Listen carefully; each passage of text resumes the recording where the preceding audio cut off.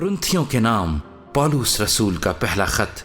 और उसका दूसरा बाब जो 16 आयात पर मुश्तमिल है। और ए भाइयों, जब मैं तुम्हारे पास आया और तुम में खुदा के भेद की मुनादी करने लगा तो आला दर्जे की तकरीर या हिकमत के साथ नहीं आया, क्योंकि मैंने ये इरादा कर लिया था कि तुम्हारे दरमियान यीशु मसीह बल्कि मसीह मसलूब के सिवा और कुछ ना जानूंगा। और मैं कमजोरी और खौफ और बहुत थरथराने की हालत में तुम्हारे पास रहा, और मेरी तकरीर और मेरी मुनादी में हिकमत की लुभाने वाली बातें ना थीं, बल्कि वो रूह और कुदरत से साबित होती थीं, ताकि तुम्हारा ईमान इंसान की हिकमत पर नहीं बल्कि खुदा की कुदरत पर मौकूफ हो। फिर भी कामिलों में हम हिकमत की बातें कहते हैं, लेकिन इस जहान की और इस जहान के नेस्त होने वाले सरदारों की हिकमत नहीं, बल्कि हम खुदा की वो पोशीदा हिकमत भेद के तौर पर बयान करते हैं जो खुदा ने जहान के शुरू से पेशतर हमारे जलाल के वास्ते मुकर्रर की थी,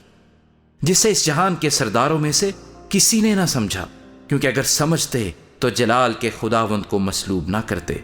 बल्कि जैसा लिखा है वैसा ही हुआ कि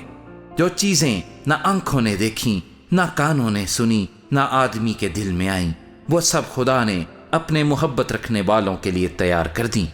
लेकिन हम पर खुदा ने उनको रूह के वसीला से जाहिर किया, क्योंकि रूह सब बातें बल्कि खुदा की तह की बातें भी दरियाफ्त कर लेता है। क्योंकि इंसानों में से कौन किसी इंसान की बातें जानता है सिवा इंसान की अपनी रूह के जो उसमें है। इसी तरह खुदा के रूह के सिवा कोई खुदा की बातें नहीं जानता, मगर हमने ना दुनिया की रूह बल्कि वो रूह पाया जो खुदा की तरफ से है, ताकि उन बातों को जाने जो खुदा ने हमें इनायत की हैं। और हम उन बातों को उन अल्फाज में नहीं बयान करते जो इंसानी हिकमत ने हमको सिखाए हों, बल्कि उन अल्फाज में जो रूह ने सिखाए हैं, और रूहानी बातों का रूहानी बातों से मुकाबला करते हैं। मगर नफसानी आदमी खुदा के रूह की बातें कबूल नहीं करता, क्योंकि वो उसके नज़दीक बेवकूफ़ी की बातें हैं, और ना वो उन्हें समझ सकता है, क्योंकि वो रूहानी तौर पर परखी जाती हैं। लेकिन रूहानी शख्स सब बातों को परख लेता है, मगर खुद किसी से परखा नहीं जाता। खुदावंद की अकल को किसने जाना कि उसको तालीम दे सके, मगर हम में मसीह की अकल है।